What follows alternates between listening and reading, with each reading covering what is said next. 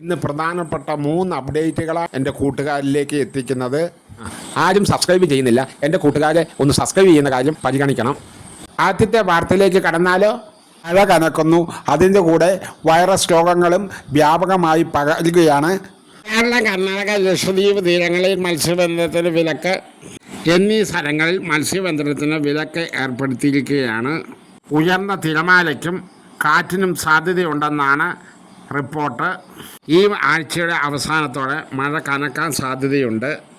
ഇന്ന് കണ്ണൂർ, കാസർഗോഡ്, കോഴിക്കോട് എന്നീ ജില്ലകളിൽ യെല്ലോ അലേർട്ട് പ്രഖ്യാപിച്ചു. നാളെ കോട്ടയം, ഇടുക്കി, എറണാകുളം എന്നീ ജില്ലകളിൽ യെല്ലോ അലേർട്ടാണ്.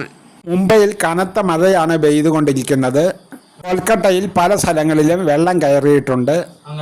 ദേശാഭിമാനിയിൽ ഇങ്ങനെയൊരു വാർത്ത വന്നായിരുന്നു. സ്ത്രീ സുരക്ഷാ പെൻഷൻ നിർത്തുന്നു എന്ന് പറഞ്ഞ് 16,40,343 പെൻഷൻകാരുടെ ഫയൽ പിടിച്ചു വെച്ചു എന്ന് പറഞ്ഞാണ് ദേശാഭിമാനിയിൽ ന്യൂസ് വന്നത്. ഇത് വ്യാജമാണെന്നാണ് ഇപ്പോൾ ന്യൂസ് വന്നിരിക്കുന്നത്. ധനവകുപ്പിൽ നിന്ന് അങ്ങനൊരു നടപടിയൊന്നും നടക്കുന്നില്ല എന്നാണ് അറിവ് ലഭിച്ചിരിക്കുന്നത്. മൂന്നാമത്തെ അപ്ഡേറ്റിലേക്ക് പോകാം. ഗ്യാരണ്ടിയിലുള്ള UDF സർക്കാർ പറഞ്ഞ ആദ്യത്തെ വാഗ്ദാനം പാലിച്ചിരിക്കുകയാണ്.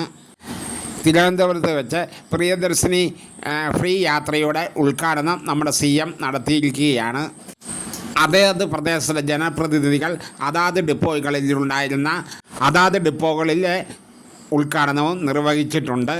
7 തരം ബസ്സുകളിലാണ് യാത്ര ചെയ്യാൻ സാധിക്കുക.